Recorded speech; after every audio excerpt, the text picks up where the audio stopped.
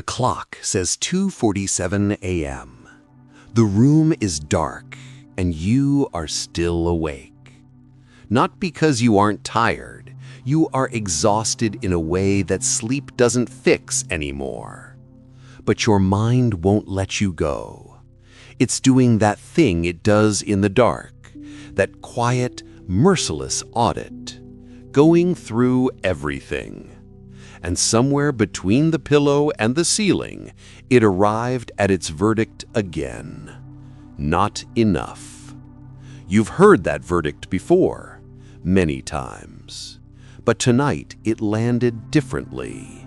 Not louder, heavier, like it wasn't passing through anymore, like it was settling in. So here you are, lying still. Eyes open or closed, it doesn't matter because the feeling is the same either way. And here I am. I want you to know something before another word is spoken. I was already in this room before you came to bed. I have been here through every thought you've had tonight, every replay, every quiet spiral. I didn't wait for you to pray your way into my presence. I was here. I am here. And I'm not going anywhere. So let's sit together for a while. You don't have to perform. You don't have to have the right words. You don't even have to feel okay. Just let me be here with you, in the dark, in the honest mess of tonight. I know exactly what happened today. Not just the surface of it. The moment, the specific, private moment when something inside you shifted, when the weight got heavier. Maybe it was a conversation that made you feel invisible. Maybe it was a look from someone, or an absence of a look from someone who should have looked. Maybe nothing dramatic happened at all, and that was almost worse because you had no clean reason for feeling this way, and yet here the feeling was, right on time, like it had never left. Because it hasn't left, not really. It lives just underneath the surface of your days. You've gotten very good at keeping it there, pressing it down, covering it over, showing up and doing the next thing and the next. People see your strength. They don't see the weight that strength is carrying. They don't see the way you lie awake rehearsing tomorrow's performance. They don't see the way you speak about yourself in your own head, low, automatic, almost without noticing anymore, as if diminishing yourself has just become a habit so old it feels like breathing. Someone says something kind, and before it can land, something in you deflects it. But someone implies you fell short, and that sinks in immediately, stays for days, gets filed somewhere permanent. You know that filing system. You've been adding to it for years. I want to ask you something, and I want you to actually sit with the question rather than immediately answering it. When did you first start believing you weren't enough? Not today. Not last year. Go further back. There was a moment, maybe not one moment, maybe a season, maybe a slow accumulation, where someone or something handed you a story about who you were. And that story said, you are less, you are lacking. Other people have something you don't. And you took that story, and you did the most human thing possible. You started living it as if it were true. You made yourself smaller, so there would be less to wound. You worked harder, trying to close the gap between who you were and who you thought you needed to be. You smiled when you were breaking. You said, "I'm fine," to people who maybe could have held you if you'd let them. And slowly, quietly, what started as a wound became a worldview. That is the part that breaks my heart tonight. Not just that you were hurt, but that you agreed with the hurt. That somewhere along the way you stopped arguing with the voice and started organizing your life around it. I need to tell you something. And I need you to hear it not just with your mind, but with something deeper. The part of you that is still underneath all of this, quietly waiting for something true enough to rest in. The story you have been living inside is not my story about you. It never was. Here is a revelation I want to give you tonight. Not a concept, a living truth. Something I want to press into the deepest part of you, slowly, like water finding its way through stone. Most people have heard that I knew them before they were born. They nod at it. They move on. But I want you to stop on that word tonight, knew, and let it mean what it actually means. I didn't observe you from a distance and decide you were acceptable. Knowing, in the way I use it, is not information gathering. When I say I knew you before I formed you, it means I was intimate with you, bound to you, in relationship with you, before you had a body, before you had a name anyone else recognized, before you had a single achievement or a single failure to your name. In that place, before time had a shape, I already knew the fullness of you, every flaw you would carry, every mistake you would make, every night exactly like this one, and I chose you anyway. Not despite those things, not overlooking those things, knowing those things completely, holding them fully, and choosing you. That means your worth is not biographical. It is not built from your story. It was settled before your story started. And nothing that has happened inside your story since then has the authority to reopen that settled question. You are not a variable. You are not a score. You are not a resume being reviewed. You are a person who was known and chosen before the world had a chance to tell you otherwise. But here is the part religion almost always gets backwards. It hears this truth and immediately turns it into pressure. It says, knowing you were chosen, now become worthy of it. Now perform at the level of someone who has been loved from the beginning. Now be grateful enough, faithful enough, changed enough to justify the love. And people spend their whole lives trying to catch up to a love that was never waiting for them to catch up. I never asked you to catch up. I asked you to come. Come as you are, where you are, in the state you are in right now. Not eventually, now. Not when you're better, now. The love is not the reward for arriving. The love is the ground you're already standing on. You've just been looking down at it like it might give way. It will not give way. I want to say something about comparison, because I know it's there. The way certain people make you feel like they received something you didn't. The way you look at someone's ease in their own skin and feel underneath the genuine happiness for them, that low, hollow ache that whispers, They have something you were not given. Let me show you what is actually happening in those moments. You are not comparing yourself to them. You are comparing your interior to their exterior. You feel every tremor of your own doubt because you live inside it.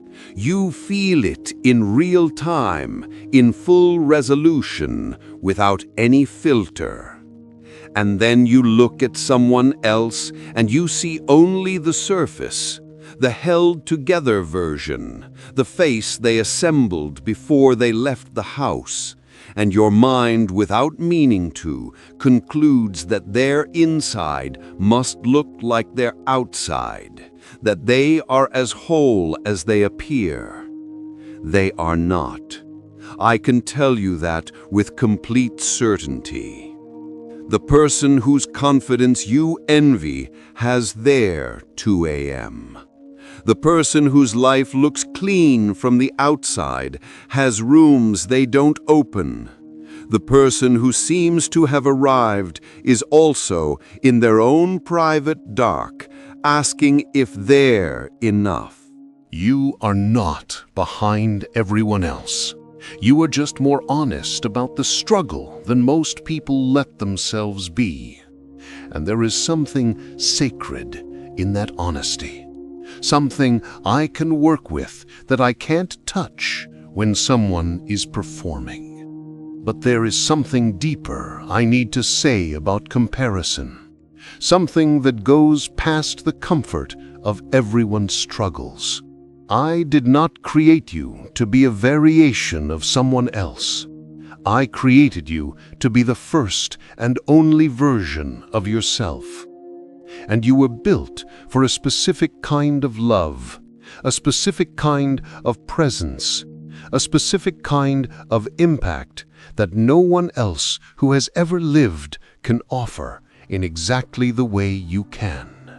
When you compare yourself to someone else and conclude you're lacking, you're not just being too hard on yourself, you're being inaccurate.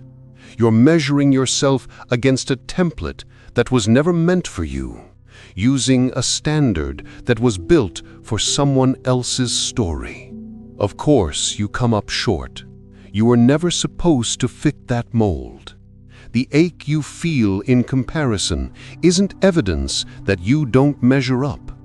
It's your soul refusing to accept a story that isn't true. It's something inside you still fighting for the real you, the one I designed, the one I know, the one I've been trying to call you back to every time you drifted into someone else's lane. Now I want to bring you into something quieter. Something that isn't about revelation or understanding anymore, but just about presence. Feel where you are right now. The weight of your body, the surface beneath you, the temperature of the room, the rhythm of your own breathing. And now feel something else, something you can't see, but you can, if you get still enough, sense.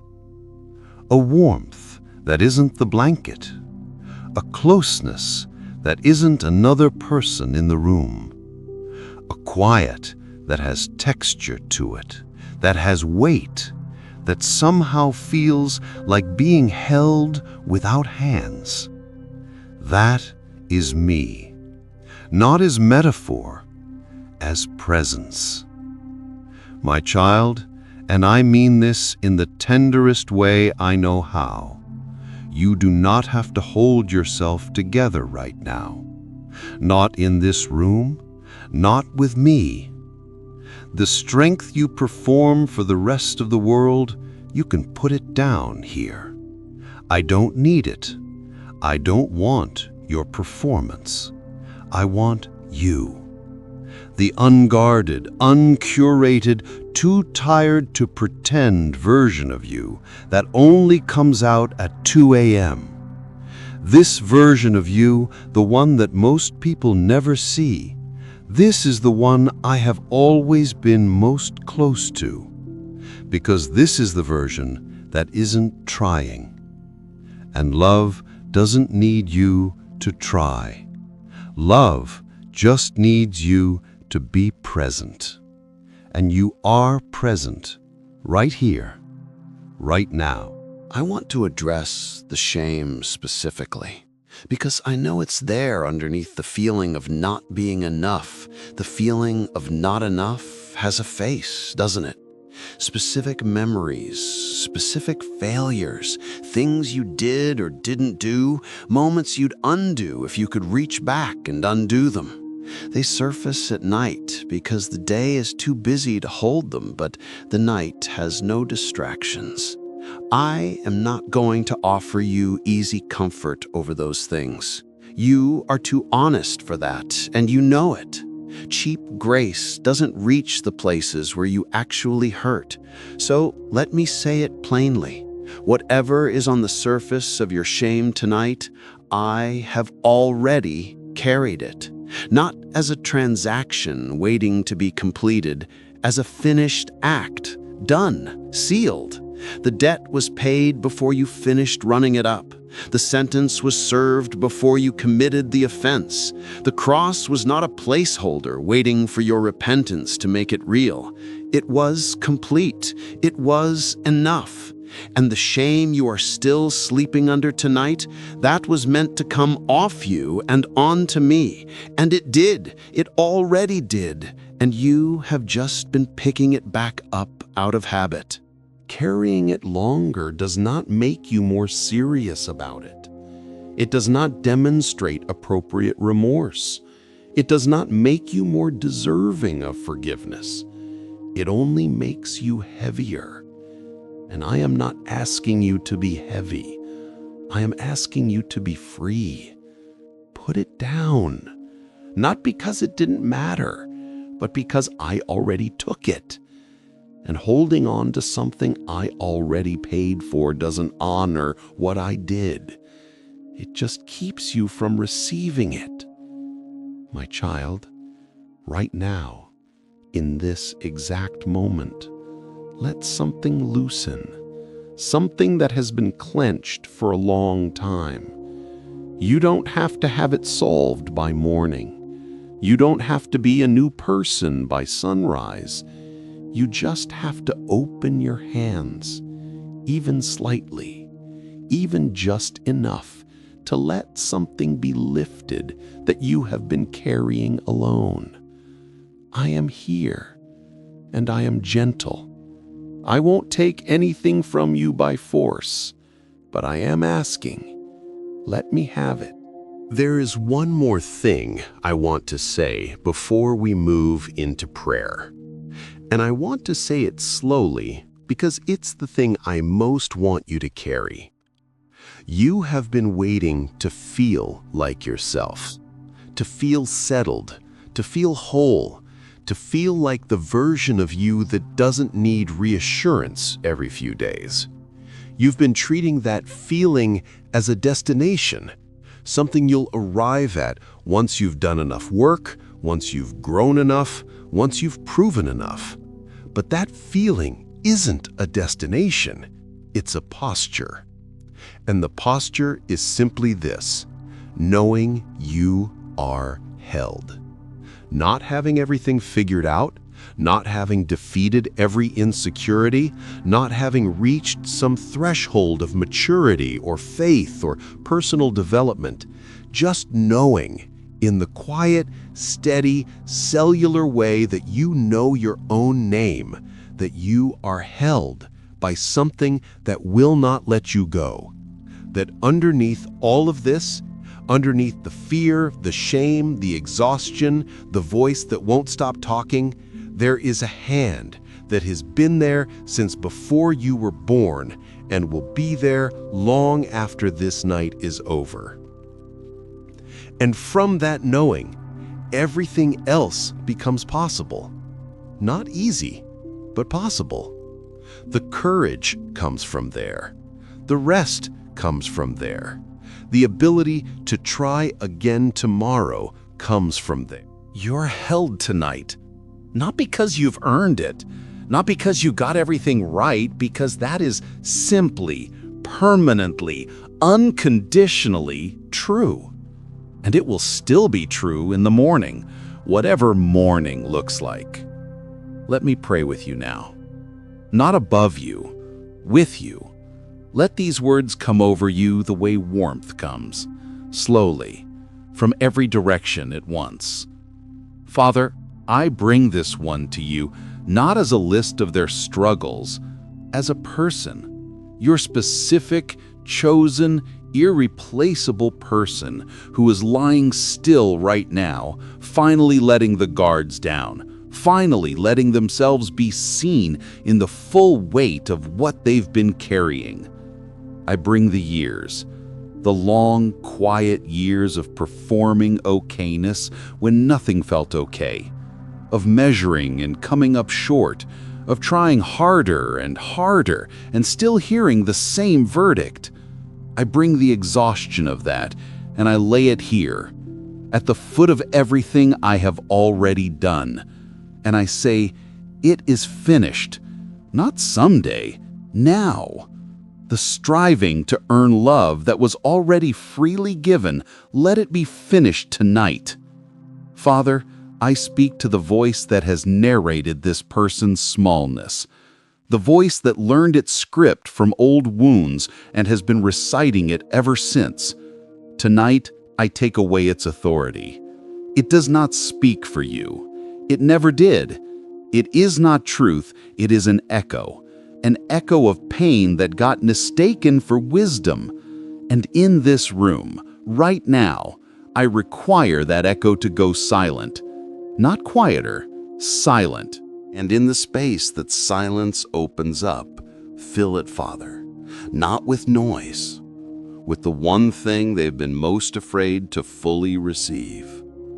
Let them feel, not just know, but feel that they are wanted, not tolerated, not accepted despite their flaws, wanted, the way a father wants to hear his child's voice, the way a shepherd leaves 99 to find the one who is missing, wanted, with that kind of specific, irrational, relentless love that doesn't make sense by the world's logic and doesn't need to. I pray over the specific memory that is sharpest tonight, the one they haven't named out loud, but they know exactly which one it is. I stand between that memory and the lie it has been telling them, the lie that it is the defining thing about them, the lie that it changed what I think of them, the lie that because they remember it, I am holding it against them. I am not holding it. I carried it. There is a difference that changes everything. Father, I pray for healing in the places that formed around old pain, the places that learned to brace for disappointment, the places that pull back when love gets close because love used to cost something and they learned to be careful. Heal those places slowly, gently. Make it safe, in a way it has never fully been safe, to simply exist without performing, to simply be without justifying the being.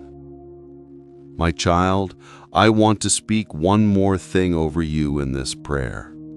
I want to say it the way I have always said it. Not from theology, not from duty, but from the actual fullness of what I feel when I look at you. You are not a mistake, not a lesser version, not the person who almost made it. You were made with care that you cannot measure, with intention that goes deeper than you can see from where you're standing. And the fact that life has been hard, the fact that tonight feels heavy, does not revise the original design. You are still exactly who I made you to be. And I am still exactly as present with you as I was in the moment I first knew your name. Not close, not nearby, here.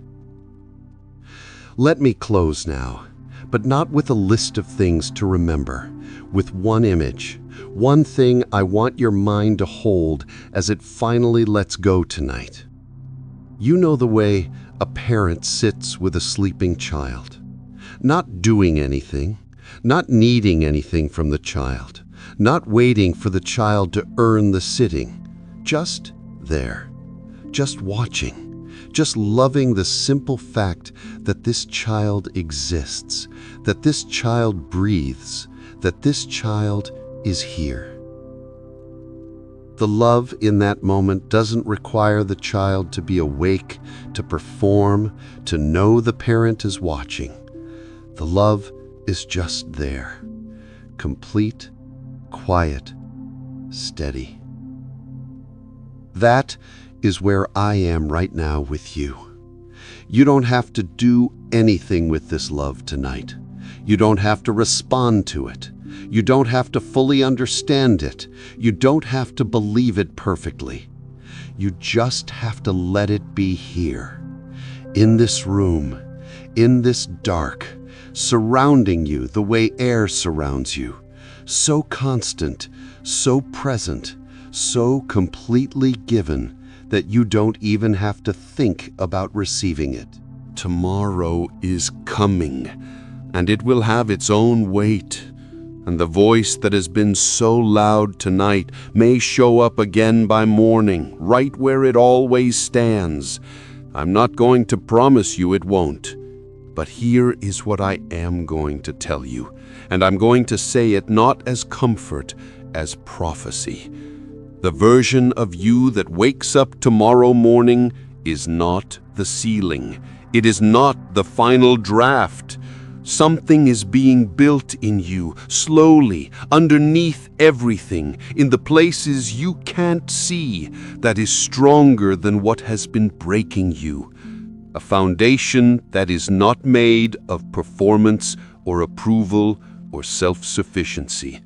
A foundation that is made of the simple, permanent, unmovable fact that you are known and loved by someone who does not change. That foundation will hold. It will hold on the days you feel it and the days you don't. It will hold through the voices and the memories and the comparisons and the long, quiet weeks when nothing seems to be moving. It will hold because it is not built on you. It is built on me. And I am the only thing in existence that cannot fail. My child, this is the last thing, and I want you to let it be the last thing you hold before sleep takes you. You are going to be okay. Not in a shallow, everything works out, tie it in a bow way. In the deepest possible way. In the way that means even the hard things, even the broken things, even the things that feel like they can't be repaired, they are not outside my reach. Nothing in your life is outside my reach. Nothing in your story has been outside my sight. And not one chapter of it, not the ugliest one, not the one you're most ashamed of, not this one tonight where you fell apart a little, not one chapter has ever made me look away from you. I have been watching, I have been holding, I have been present through every single page. You are loved in a way that has no beginning you can trace and no ending you can imagine. You are held in a grip that has never loosened once in all your life, even on the nights you were certain you were alone. You are seen completely, all of you, every part, the beautiful and the broken. And what I see, what I look at you, has never once been disappointment. What I see is mine. Sleep now. Let your body be heavy. Let your mind be still. Let the audit stop for tonight. There is nothing left to review that I haven't already answered. You are safe. You are held. You are enough, not because you proved it, but because I decided it before time began, and I have never revised that decision. And when morning comes, and it will come, you will wake up carrying something you went to bed without. Something quiet and small and almost invisible, like a seed. And you won't be able to name it right away, but it will be there. It's already there. Good night.